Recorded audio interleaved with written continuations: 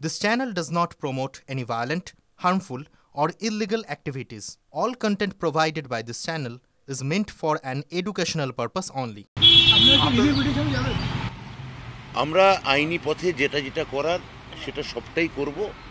এটা তো আজকে বোর্ড, আমাদের বোর্ড মানে মাধ্যমিক মধ্যশিক্ষা পর্ষদ, তাদের একটা আপৎকালীন আবেদন ছিল।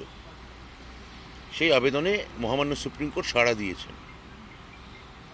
এরপরও যা যা ধাপ আছে তাতে আমি বললামই, তার পুরোটা আমরা কমপ্লাই করার আমরা করতে বদ্ধপরিকর। আন্দোলন তো স্থিমিত হওয়া উচিত, কিন্তু বিরোধী দল নিঃসন্দেহে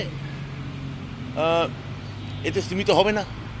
বিরোধী দল যারা যোগ্য বঞ্চিত চাকরি প্রার্থী কোনোদিনই তাদের পাশে ছিল না। আমি এতে বারবার তাদের বলতে গেছি যে আমরা বলেছি যে আপনাদের পাশে একমাত্র সরকার আছেন, মাননীয় মুখ্যমন্ত্রী আছেন। বিরোধী দল আজকেও বানচাল করার জন্যে কেউ হাজির হয়েছিলেন। তা বিরোধী দলকে আমাদের আবেদন, আমরা কিছুই করব না, আমরা খালি বলবো সরকার সবার, দলমত নির্বিশেষে যোগ্য বঞ্চিতের পাশে থাকুন, এটুকু বলতে পারি। কিন্তু সেটা অরণ্যে রোদন। ইতিবাচক হওয়ার, আশাবাদী হওয়ার কারণ আছে, পরিসর আছে, অবকাশ আছে। আজকে সেই ইতিবাচকতার একটা প্রথম পদক্ষেপ আমরা অস্ফুট হলেও দেখতে পাচ্ছি। এটা যখন সর্বত চেহারা পাবে ততক্ষণ পর্যন্ত আমরা সর্বতভাবে আপনাদের সঙ্গে আছি। মহামান্য আদালত যা রায় দিয়েছেন সেই অনুযায়ী আমার মনে হয় আপনাদের এখন পড়ুয়াদের কথা ভাবা উচিত। আপনাদের নিজ নিজ কর্মক্ষেত্রে, আমি যেমন আগেও বলেছিলাম যে আপনাদের কাজে আপনাদের ফেরত যাওয়া উচিত। যোগ্য অশিক্ষক কর্মচারীদেরও পাশে আমরা আছি, ফলে আমি তাদেরও চিন্তা করতে বারণ করব। শিক্ষকদের ক্ষেত্রে আজকে যেমন রায় এসছে, পরবর্তী ধাপে দেখা যাক। আমরা তাদের ক্ষেত্রেও সর্বতভাবে থাকবো, এইটুকু আমরা আপাতত বলতে পারি। মহামান্য সুপ্রিম কোর্ট যে রায় দিয়েছেন তাতে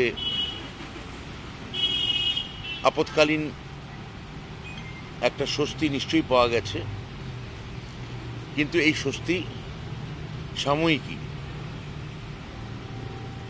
মহামান্য আদালত যা বলেছেন সেই অনুযায়ী